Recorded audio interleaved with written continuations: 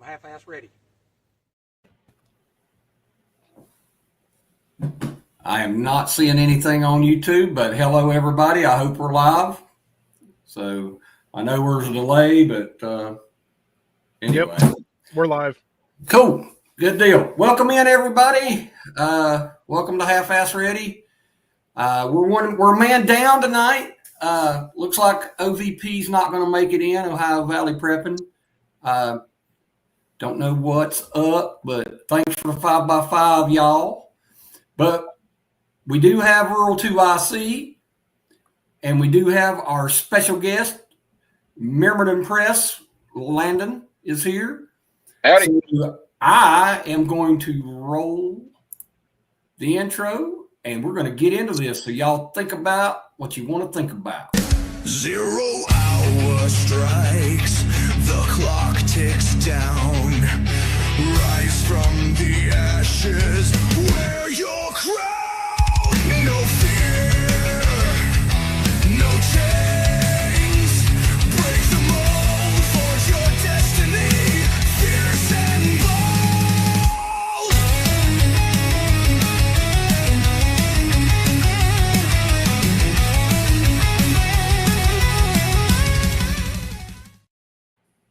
Woo-hoo! All right.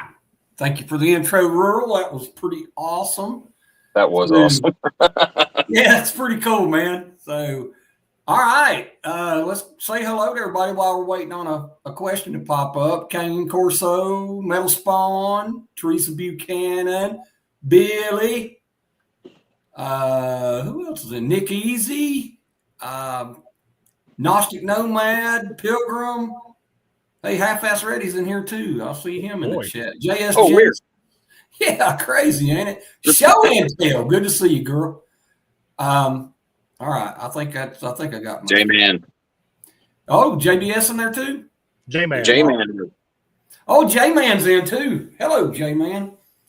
What Yeah. you smoking tonight? I don't know. JS Genesis wants to know what you're smoking tonight, son. I am smoking a Big 5 Brazil or 5 Vegas Brazil. It's nice.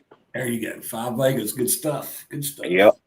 So I'm gonna kick the floor over to Rural 2IC. Let him introduce himself real quick, and then we'll let you introduce yourself, Myrmidon Press. What's going on, everybody? I am Rural. I am the, we'll call it creator of the Rural Report right here on YouTube. I put out daily stuff pretty much for the most part. And I am 1/3 of the people here, as well as the podcast on Saturday. And one more thing, my daughter has tuned in. So hello, Princess. Hello. Hello. Oh. All right, Myrmidon Press. Introduce yourself, Big Daddy. Howdy. I'm Landon with Myrmidon Press. Half-Ass Ready is my pops. He invited me along. Figured we'd put some input on you.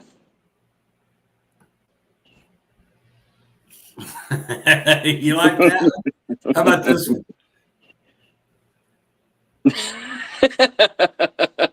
I like that one. So, well, welcome in, everybody. And look, it's been an interesting news week. We can talk about that. J-Man says he's in Tennessee. Ooh. So I Sounds hope he good. had a good time driving across Interstate 40 over there. Yep. But it's been an interesting news cycle for a while.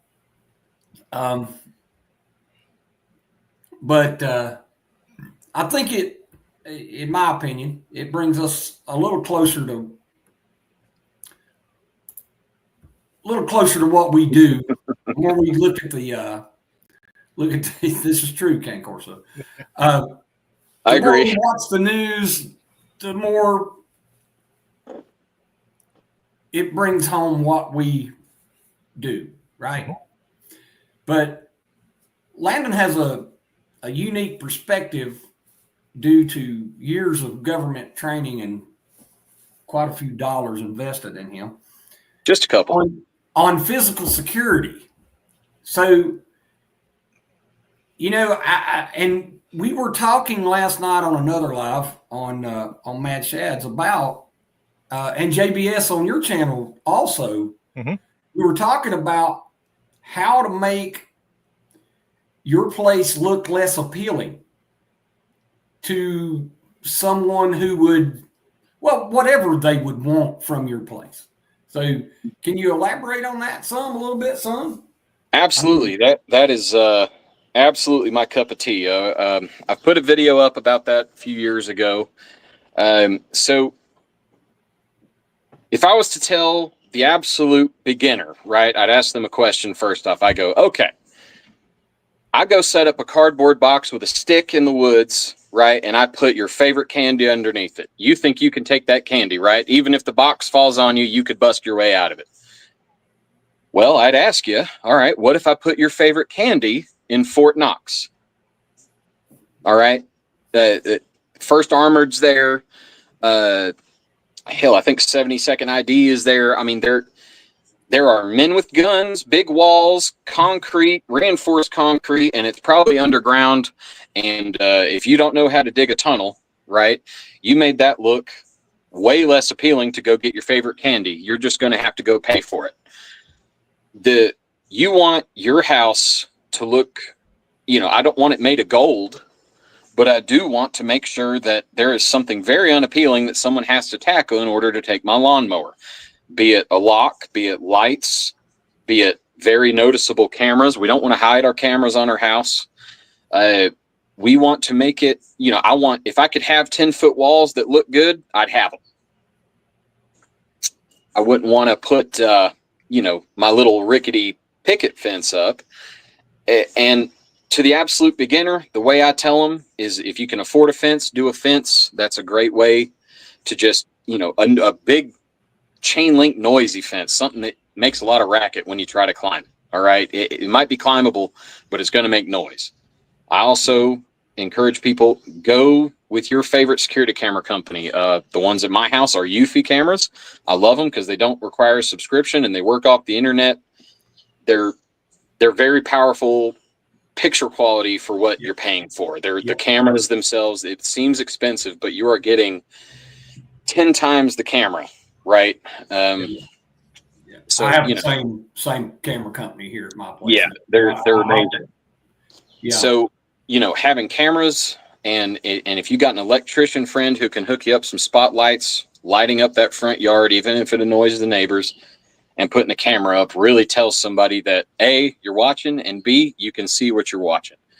The sign on the door, right? If you don't have a security system, you can buy the stickers for a security system and put them on your windows. Put them on your windows and doors. Just having somebody have that second thought while they're casing your house that maybe the one next door that doesn't have security system stickers up or security cameras looks better, right? It does a disservice to my neighbors, but guess what? It also encourages them to do the same thing and keep those eyes looking farther down the street. Yeah. And that's the basic rundown. If I had an elevator pitch, that would be what it is to just everybody who's willing to get into it. Yeah. You guys in the chat, if you use security cameras, drop a 1 in the chat. But yeah. I mean, I do too. But well, and I'll add to that because you know me, I'm devil's advocate, and I see both sides of the coin here. Mm-hmm. It in a different perspective. If I make mine look like Fort Knox, yes, for most people, for probably 95% of people, no, the juice is not worth the squeeze, right? Yeah. But flip that coin over, and now you have that sort of curiosity of what are you protecting back there? Maybe it is worth the risk, and you've got that. I think, when it comes to most of this, it's all about what it is that you feel is going to work. What's going to work for somebody on the 3rd story in downtown Chicago is completely different than what's going to look like in my house. Yes. Yep. Yeah, absolutely. And to flip that, right? It makes sense, right? Yeah. All right. I got cameras. I got my chain link fence. I got my, my beware of dog sign, whatever people do. Mm-hmm. And most of us don't have a Lamborghini sitting in the yard. All right.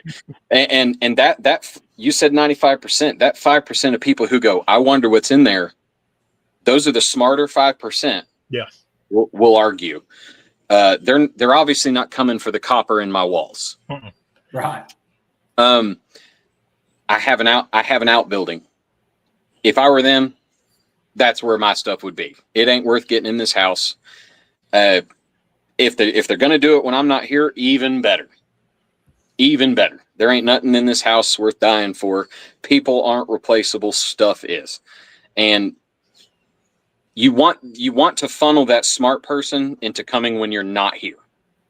That is the best case scenario. If they're not stealing your Lamborghini in your yard and they don't want your lawnmower in your shed and they want something else inside, that 5% is going to come when you're home if they really want it. And that's where just being absolutely prepared 100% comes in.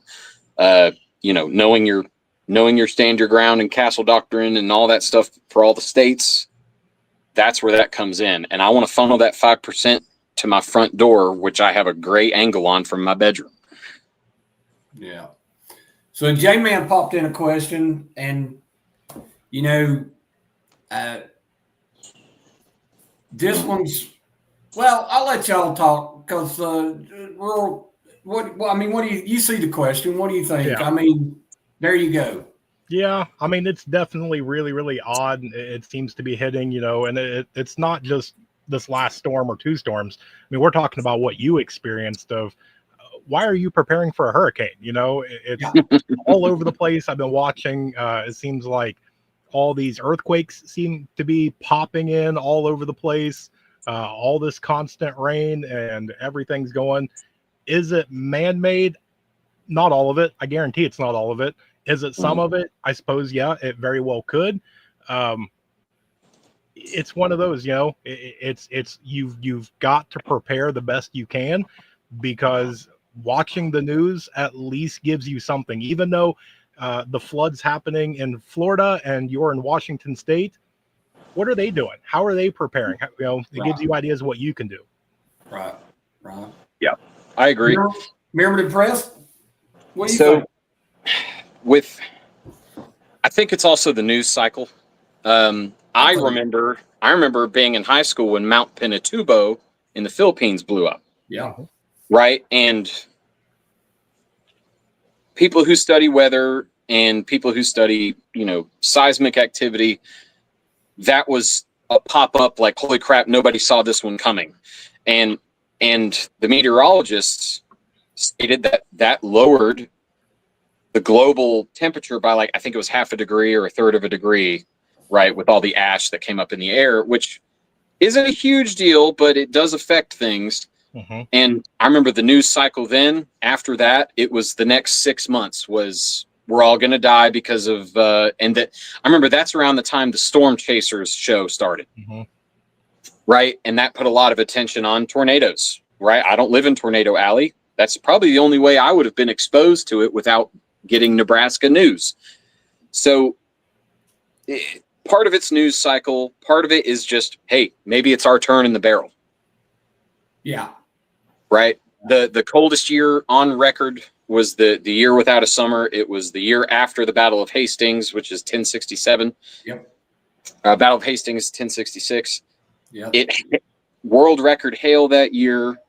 The summer did not get above, I think it was 55 degrees until you got within, 10 minutes of the equator or something like that.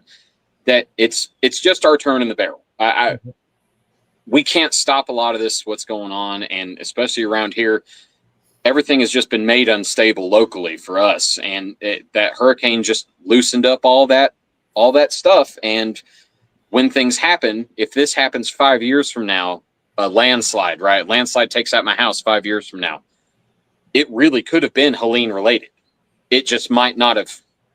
If it had rained one more day, it might have happened 5 years ago. Mm-hmm. Right. It's when it's your turn in the barrel, it's your turn in the barrel. And Yeah. for Well, I'll this year drop my has been nickels. magnetic, though. I'll drop my nickels worth in. So, I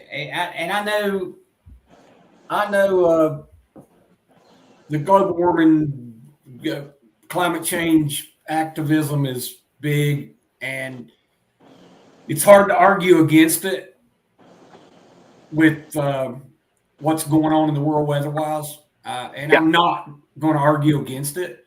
Mhm. I am going to argue this. If we caused it, we could stop it. We didn't cause it. The mini ice age you were speaking of, Landon, the weather changes on this planet a lot. And there's another question I'm going to pop up here in a minute. Well, I'll pop it up now. How will volcanic ash affect your shit hit the fan plans?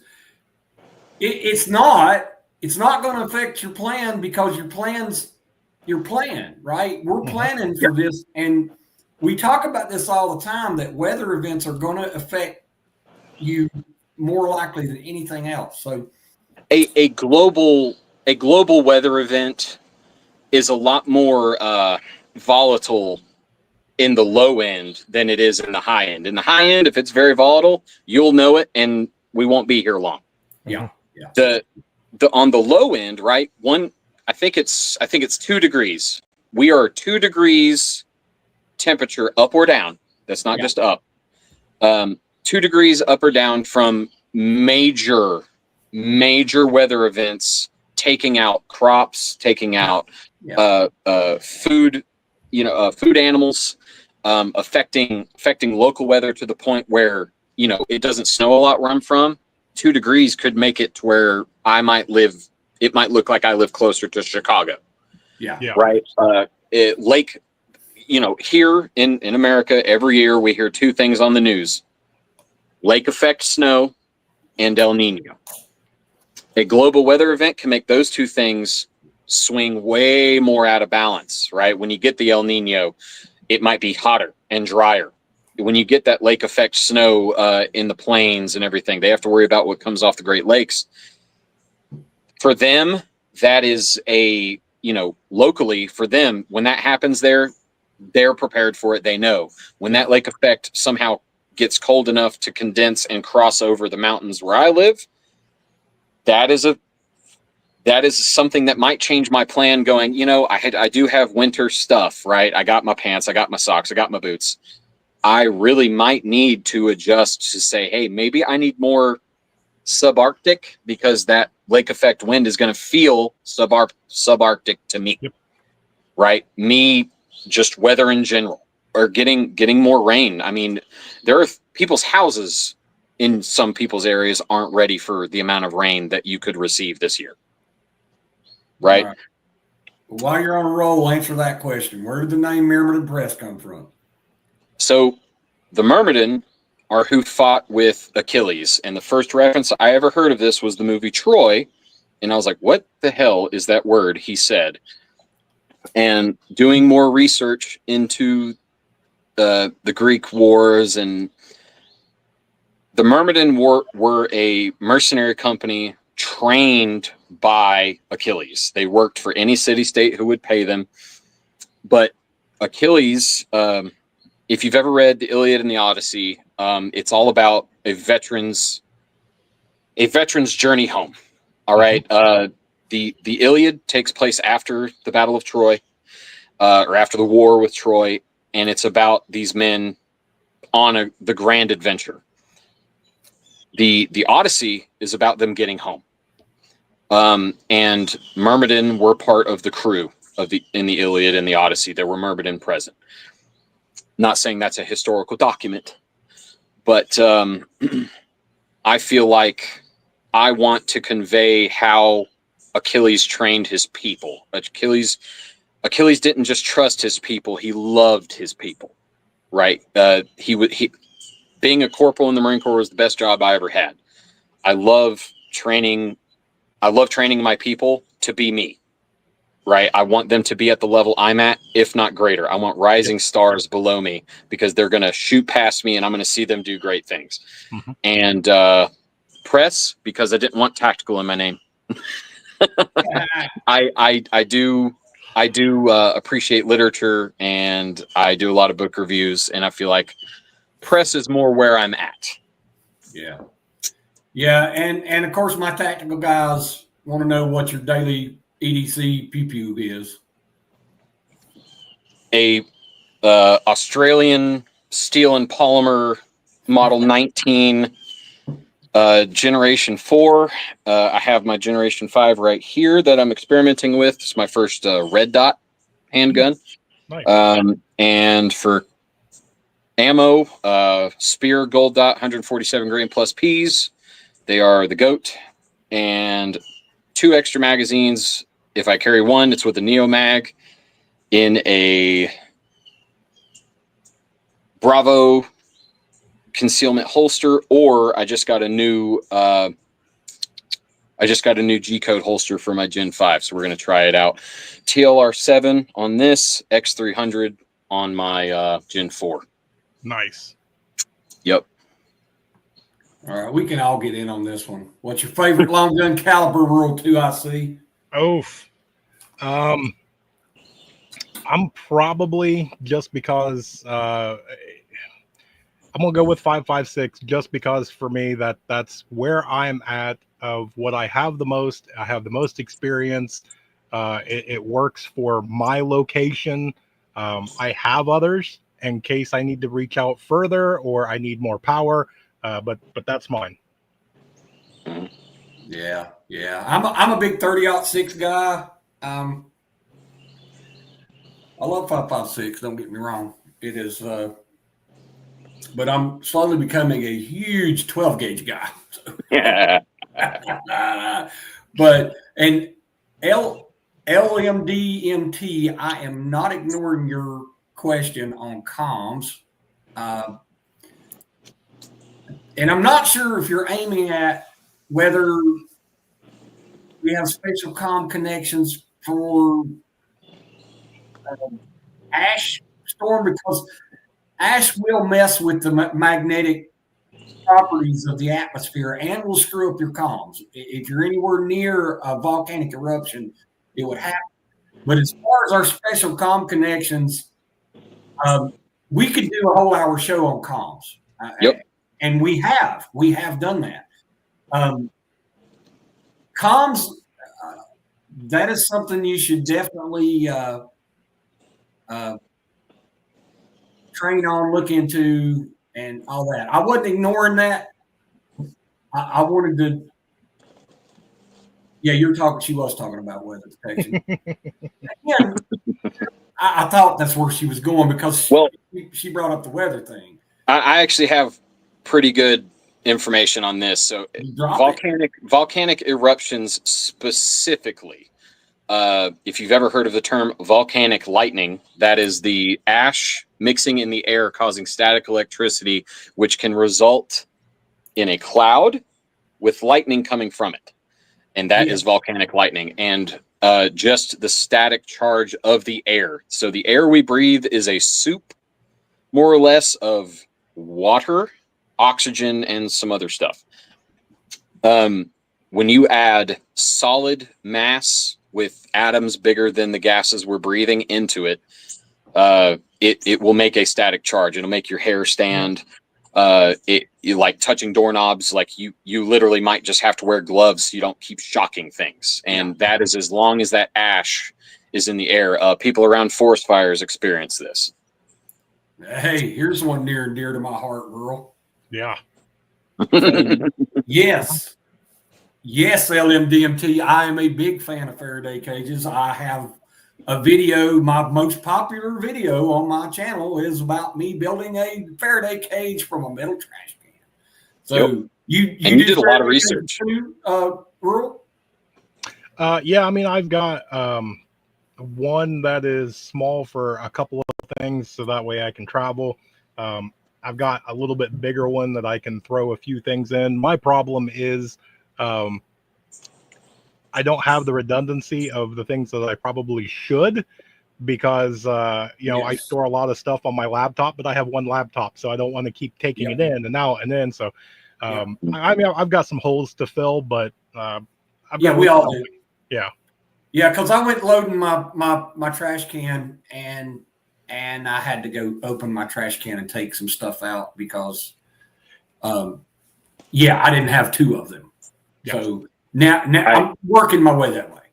Years ago, I watched a guy on YouTube. He did it was more about operational security and keeping your information safe, but he I got my wife a new Nook, and I took her old Nook and digitized a lot of my books that I needed, put it on that, and that's in his Faraday. Yeah. And I mean, that's a great way to store a crap ton of books in a package this size. You can load tons of information off the Nook. Mm-hmm. I have one in mine too. Mm-hmm. And the new ones are awesome. Yeah, but I even have a copy of the periodic table loaded in there. Mm-hmm. And there's just tons of information that you can load in there. You can load copies of the Constitution. You can load copies of the Declaration of Independence. You can load those are available for free from their website. Load them in there, throw that thing in your Faraday cage. Yes. Yep. That is literature that again, we can talk all night about EMPs. That's one of my things, but but you got to have a way to charge it up and power it up. So, but again, I'm a big fan of Faraday cages. There is a cheap way to get Faraday bags. If you have a very large police department near you, some evidence they take in needs to be put in a Faraday bag, and some of those Faraday bags get dirty, old, used, covered in evidence tape, and they do give them away sometimes. That's one thing you can call and ask. But hey, you got any old Faraday bags sitting around? That's a pretty big one. You can also buy them like police trade-in style too. I know. Was it govdeals.com? There's sometimes Faraday bags and stuff on there. Yeah. Again, like I said, I can talk EMP shit all night long because it fascinates the crap out of me. Well, while we're waiting for a question in the chat, then let me ask a question on EMPs, Mr. Guru. So we watch all these people, and they all have different products, whether it is EMP shield for your home or for your car or bags or make your own or this or that. And I know that they've done small scale testing and whatnot. To my knowledge, I can't find, have they ever done an actual large scale EMP test? When I was researching this and because I was getting so much conflicting information, right? Mm-hmm. And you still will. And I'm going to give you conflicting information because I'm going to conflict with someone out there. But the United States Air Force in the early 50s and mid 50s built an EMP static cage out in Nevada, and they would put the bombers inside and they would blast them with an EMP to make sure they would still continue flying, because when they dropped a nuclear bomb, of course, it caused an EMP, and they didn't want their aircraft falling out of the sky. Of course, it didn't really matter to them because they'd already dropped the ordnance. But again, they didn't want everybody to think they were expendable. Well, bigger bombs mean bigger EMPs, so they did not know. Bombs are much bigger than the ones we dropped. Okay. Oh yeah. So, but they tested these things at about 35 to 40 kilowatts.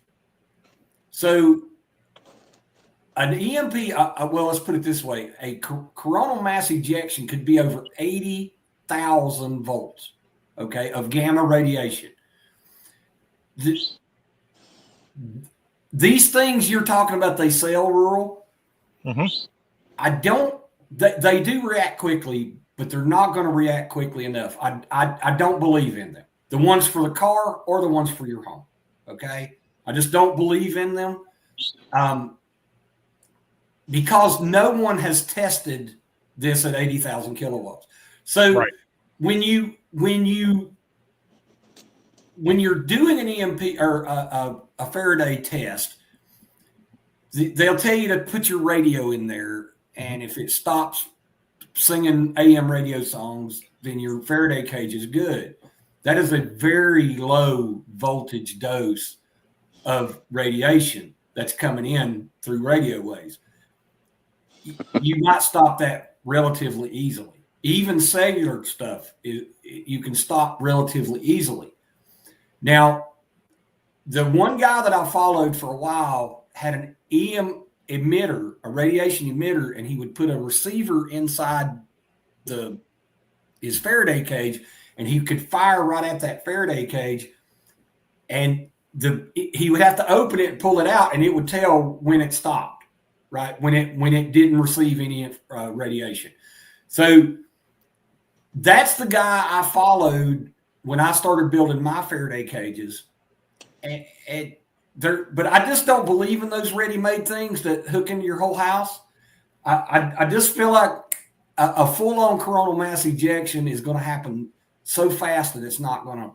And you can't just cover things. Gamma rays bounce. They go all the way through the earth, bounce back. They go omnidirectional, right? You have to completely surround whatever it is you're trying to protect, or your Faraday cage is no bueno. So it is a rabbit hole that you can go down in and make yourself completely insane. But I believe what I believe, and I protected the way I believe. Yep. My strongest suggestion to everyone: do your own research, come up with your own conclusions.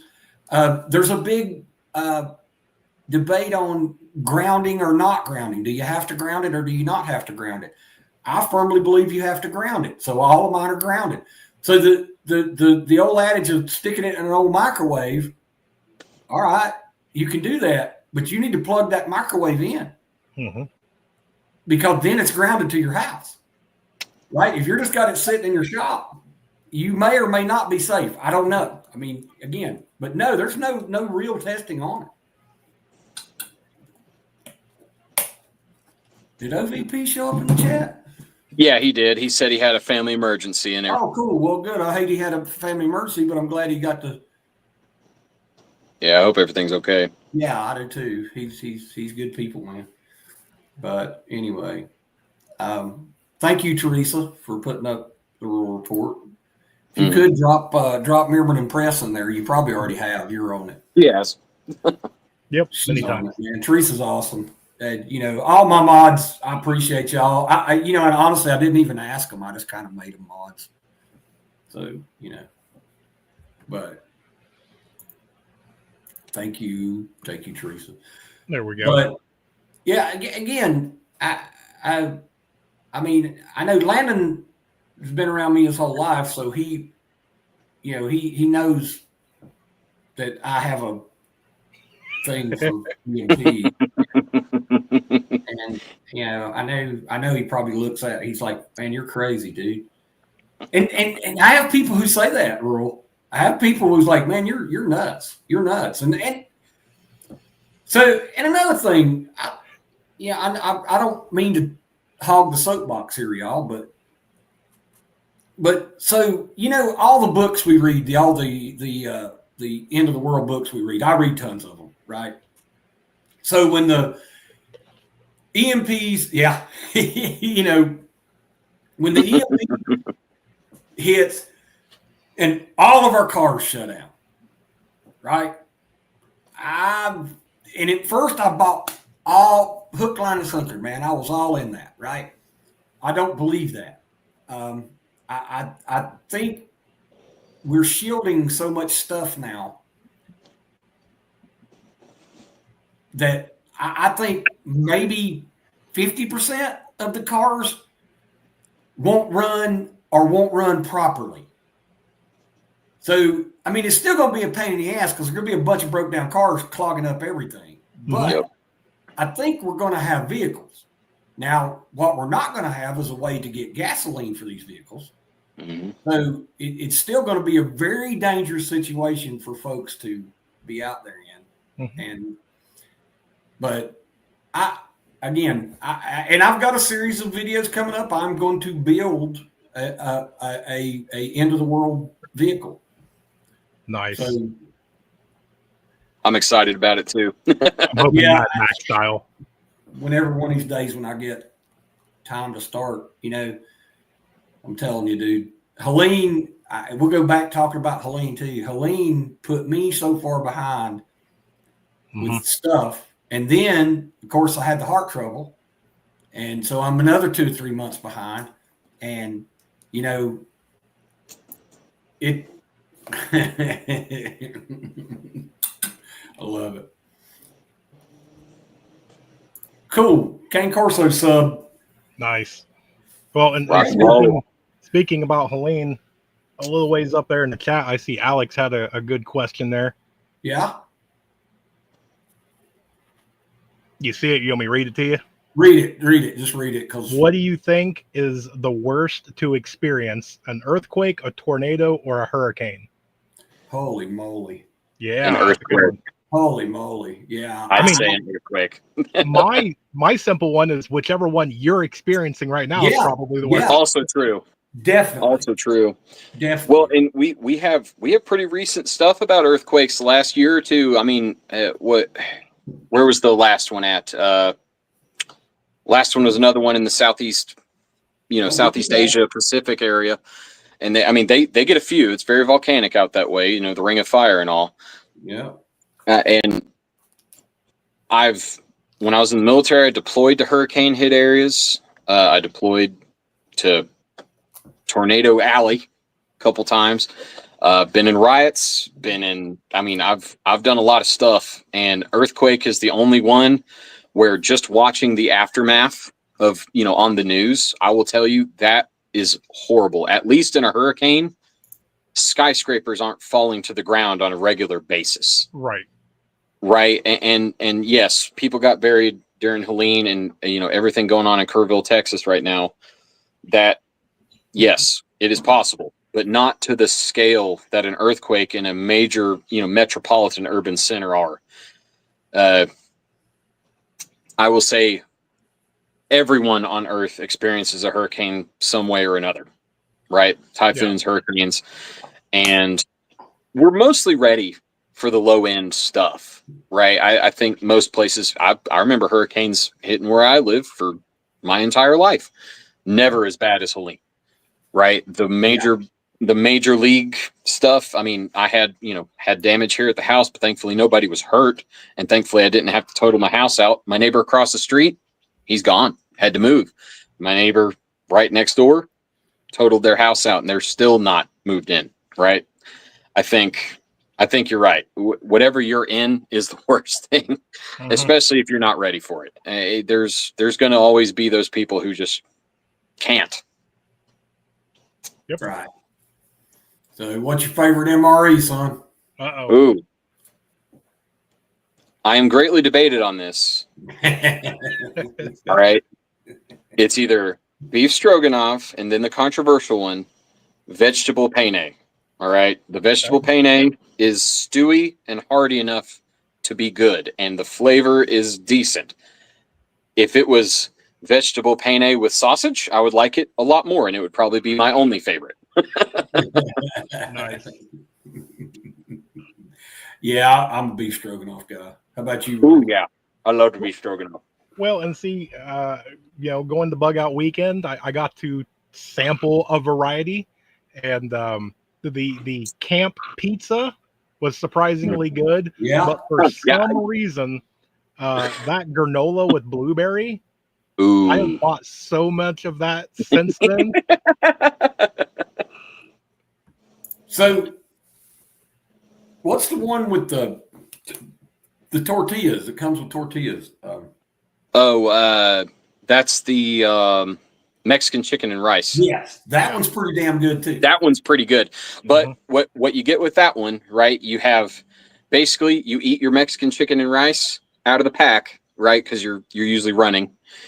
right, or ruckin or whatever, and then you save your tortillas and try to trade all the other crappy stuff for jelly spread and peanut butter so that you can make a PBJ. There you go. Yeah. The trading of MREs is one of the things that veterans. I am an expert black market MRE economist. Mm-hmm. Yeah. We're going to invite local prepper on. He was a Marine recruiter for like 5 years. I bet he's got some good MRE stories. Oh yeah. Yeah. Well, there's another guy, QV Farmer, that knows his way around all this prepping stuff. The Roman prepper Pete's awesome. He's just awesome. So yeah, it's actually funny that we talk about MREs because I was just going through my pantry and grabbing some spicy sausage and biscuits and gravy and just trying to figure out what I wanted for lunch today. Yeah. Oh, I hit the wrong one. Okay. Yeah, LMDMT, the MREs, Landon and I actually made a video about how to take a military MRE and separate it. Mm-hmm. Because an MRE, y'all, it's really a whole day's nutrition, right? Mm-hmm. It ain't, you shouldn't eat 3 a day. You'll find out why you shouldn't. Yeah. Very quickly. But we did a video on how to separate that up for a patrol on, with some rubber bands and stuff, and where it's easy to get to, but y'all check out Local Prepper if you haven't. He's a pretty sharp guy. Yeah, that's 1,000 calories in this one bag. So there's half your stuff in a bag. Yeah, right there. Yep. Yeah, and the civilian ones are great. I mean, the civilian they taste ones, a lot better. They do, but LMDMT, the after Helene down here, man, fire departments were giving away boxes of MREs and boxes of water. And I didn't want to take them, but I took them because they would not take no for an answer, right? So I'm well blessed with some MREs right now.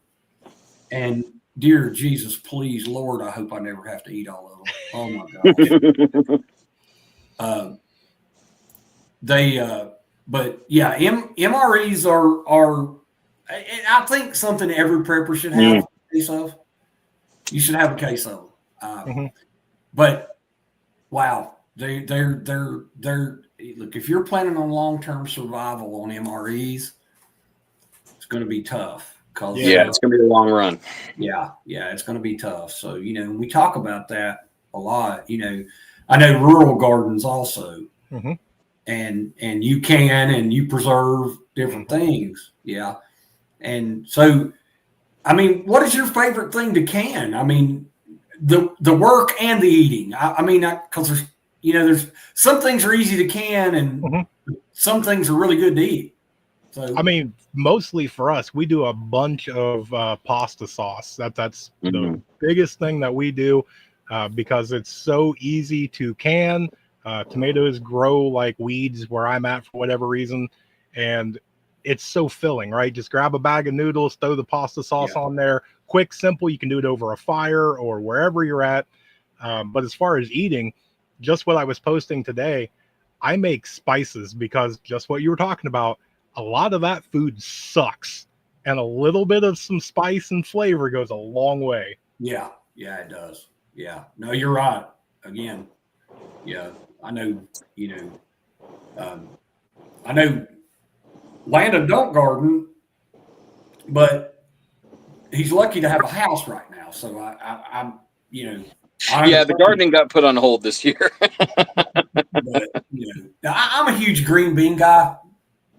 They're easy to can, and I love to eat them. So but yeah, we can some hamburger meat, even just anything to put in like you say with noodles or whatever. But that's funny, Kane. Kane put this up. I tell this story all the time to everyone, man. German Johnson tomatoes. In the early 1800s, German Johnson grew tomatoes, and no one would eat them because they were all convinced, because they are from the nightshade family, okay? So everybody's firmly convinced they were going to die if they ate tomatoes, right? So German Johnson carries a bushel of tomatoes to the courthouse steps in Pennsylvania and sets them down on the and starts eating them, raw, right? And that to this day you can still find German Johnson tomatoes at Lowe's when you go to, and they're wonderful tomatoes. But that man is the guy who made tomatoes popular in the United States. Yep. All right, I'll get off of that. Well, I'm huge into the spices for the reason of, if you talk about huge long-term SHTF, or you're way out, you got lost in the woods or whatever, you get something stout like garlic powder, and suddenly them earthworms aren't so bad, or whatever it is that you find, it's not as bad to eat, right? Yeah, no doubt. Yeah, it's again, we talked about this. We're talking about our survival chow that we have put up, man. You put up some morale boosting chow, man. Stick some M&Ms somewhere, dude. Yeah. Granola bar, something that you enjoy, because, man, all right. So you've been out all day cutting firewood in a piss poor rainstorm, right? So not only have you cut firewood all day, your wood's wet. It's going to take you an hour and a half to get your damn fire started. The sun has gone down. You have one candle left. You're having the shit day, man. A damn bag of M&Ms. Whoo! Look, morale booster. Your poor guy's on patrol at the end of the driveway, and it snowed on his ass all day long, and he comes in here, dude. Here's 10 M&Ms, man. Yep. Here's a granola bar, bro. Yep. Thank you. I hate you had to do that. Here's a cup of instant coffee that's going to taste just like Fido's butt. It's better than no coffee. And you bring that up, and if you watch in the movies, it's always dramatic, right? Somebody goes out in the blaze of glory, they're laying there, and they've got 30 seconds to say their last words or whatever. In my plate carrier or my chest rig or whatever, I have a little pack of Sweethearts. That right there, instead of pulling out the cigar, I'm pulling that out. That's my last meal. Yeah, man. That's what I'm saying, dude. I mean, just sometimes you just need something that makes you feel good. And look, we've talked about this. There's not going to be a lot of feel good. Nope. In SHTF, man, it's just not. There's going Well, to be a lot of work. Morale is a surplus section, right? Like I want to save some puzzles on my shelf. I want to keep Monopoly. I want to have Risk and Checkers and chess, not only to just flex some brain power when you ain't got nothing else better to do, but you need that. Yep. And like for me, I take a laminated picture of the kids or the family or whatnot, or a piece of artwork. I'll laminate that. I'm telling you, you pull that out and it gives you that 30 seconds to smile. Yeah. Well, you see that question, son?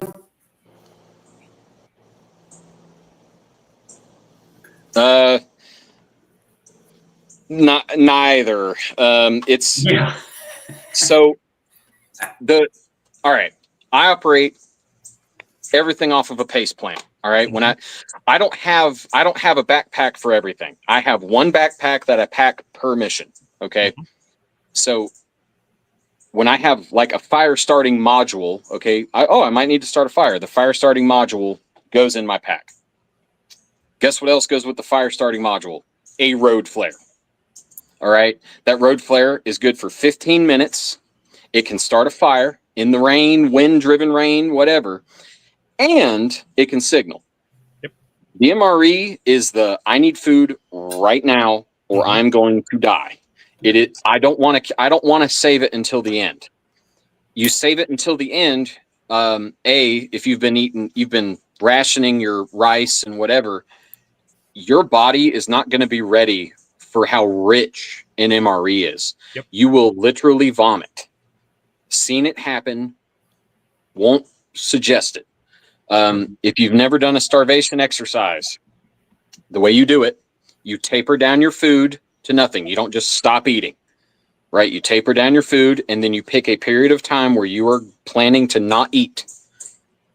After that period, it doesn't matter if it's 3 days or a week or 3 weeks. At the end of that, you can't just sit down and eat a whole turkey.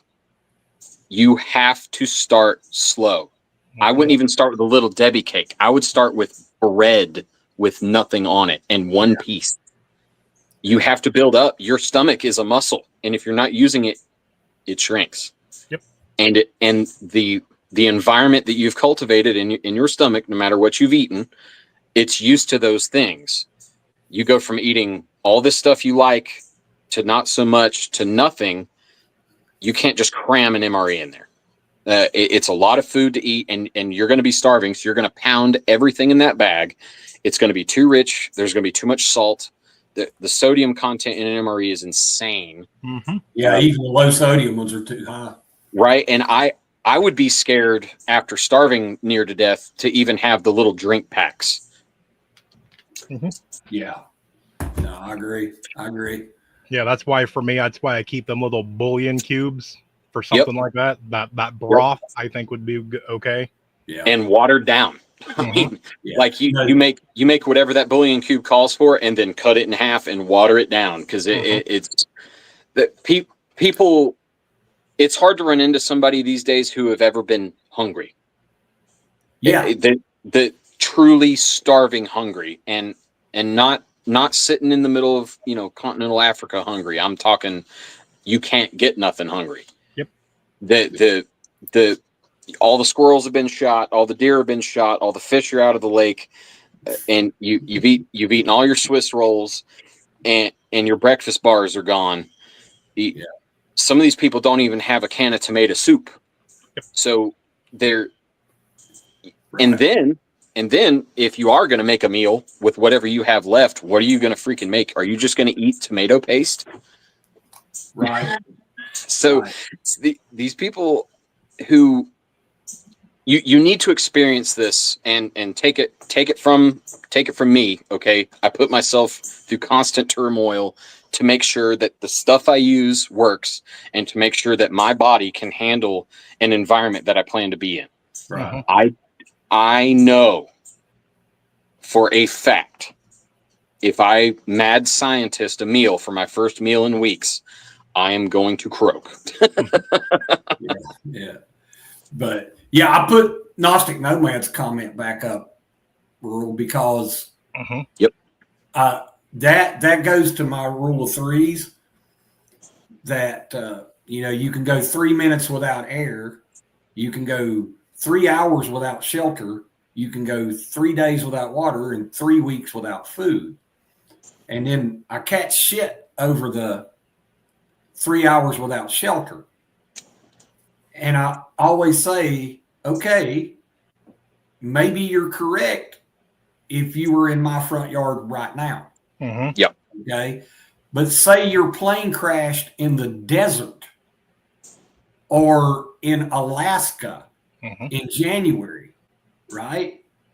3 hours is realistic to be exposed. So I'm sticking with my rule of threes, and I will put it in my videos all the time. Yep. Take it from a person who voluntarily has been hyperthermic.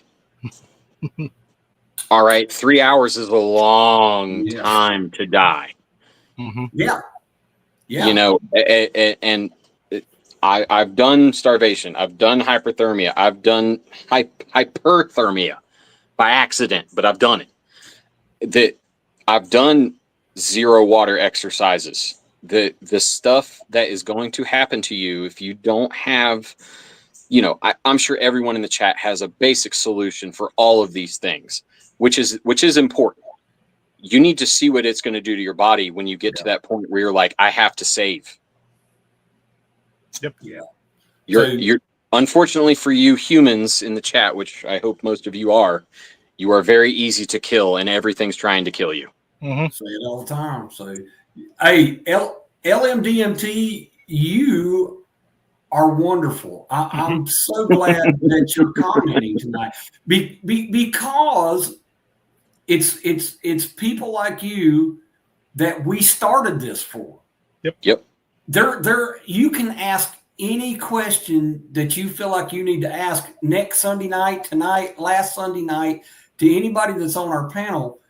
This is why we do what we do. Yep. I mean, I'm laughing at Kane Corso. He's so stupid sometimes. but this is why we do what we do.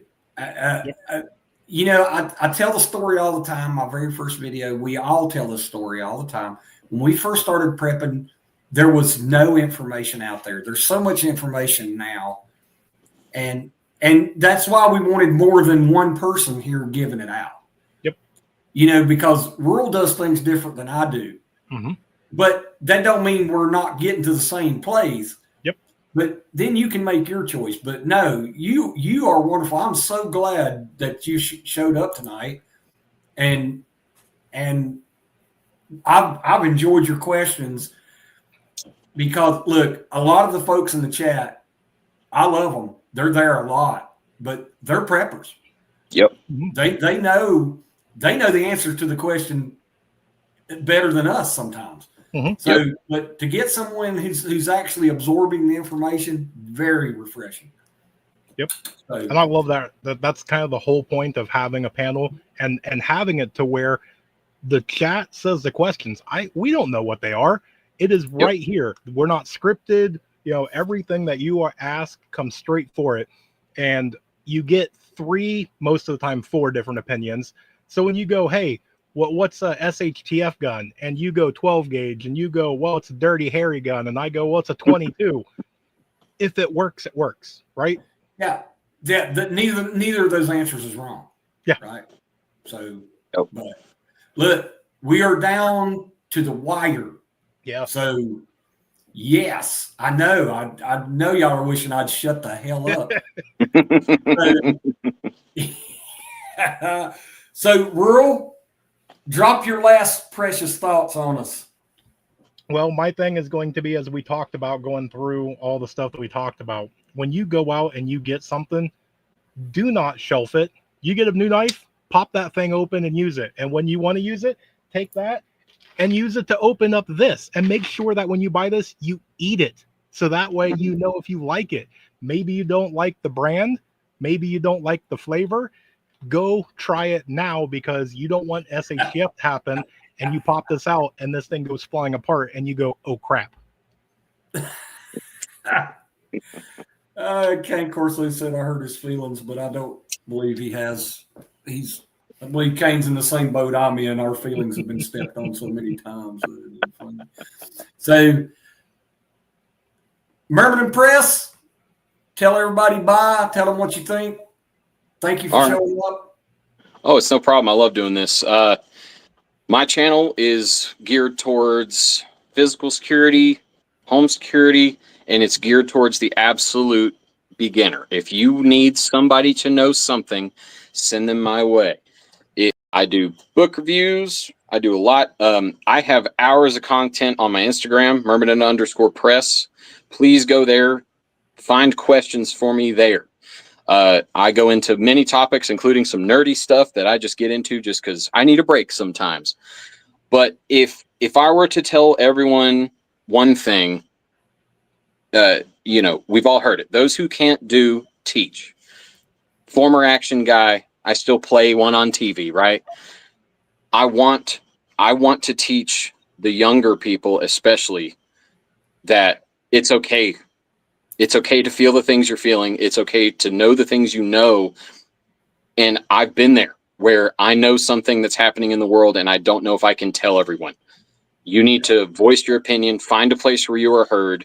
Here is where it happens. The community that Half-Ass Ready and Rule 2IC have built, some of the greatest folks on earth, some of the greatest repositories of knowledge we need to share. And that is exactly why we're here. Yeah. Thank you again. All right, y'all. Still intrigued. Glad you finally made it in, dude. Love you. I hate you missed it, but anyway. So thank you all for showing up. Share, like, subscribe to any of these channels. Yeah, especially Myrmidon Press. He is my son, but he's a pretty smart guy. In fact, let me put this up here. There you go. So, that goes for all the. That's for the whole panel. So, but anyway, we are gruesome. Yes. So let's we're gonna kick it on out of here, y'all. And love you, mean it. Glad you showed up. Tell the ones you love them. We'll see y'all soon.